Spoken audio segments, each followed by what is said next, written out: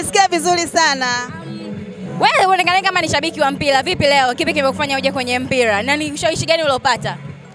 Unajua kweli kama unavyosema mimi sio shabiki sana wa mpira, yani mambo hayo mpita kushoto, lakini unakuta ni kwa sababu nimepata yani simu so kuhusu yani kesho nyebi ni uwe.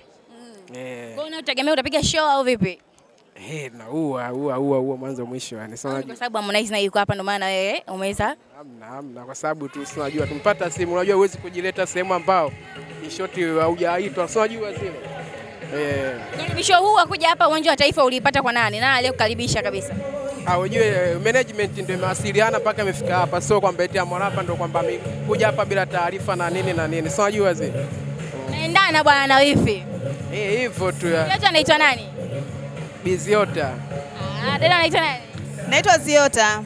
Yeah. Bwana mmependeza. Moja kati ya kapu ambazo zimependeza na hapa tunaona kwa uwanja wa Taifa. Tumeona HARMORAPA na kama unavyoona t-shirt zao zimepritia Queen and King. Kipi kilichofanya wao kavaa Queen na huyu akavaa King? Muulize mama. Mapenzi. Yaani mapenzi. Tukaamua mwenyewe kuchange. Kwa yeye na HARMORAPA ndio aliamua mbadilishe. Bwana kapo inatisha kishenzi. Nimeipenda. Haina nomo sijali yani. Kwa sasa hivi nawe ni mshabiki wa Yanga kindakindaki. Kwa sababu mimi Yanga, unajua unapooa mwanaume unambadilisha.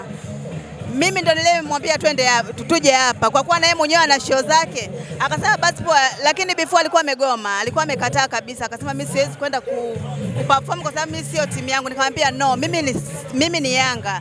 Lazima utaperform. Basi before wewe kuwa Yanga, yeye alikuwa na timu gani? Yeye Simba. Kwa hiyo ni Simba, Simba umekuja Yanga. Nguvu ya mwanamke. Nguvu ya mwanamke hiyo. Yaani ndio nguvu ya mwanamke hiyo. Hatari sana. Alikuwa amegoma kabisa kufika hapa. Lakini nikamwambia hajawahi kufika before, lakini nikamwambia kwa ajili yangu mimi lazima ufike. Bwana huyo ni HARMORAPA pamoja na mkewe. Mkewe ni Simba, yeye ni Yanga na HARMORAPA amefanya nguvu ya mwanamke imemfanya HARMORAPA kuja Yanga. Asanteni sana bwana. Haya poa.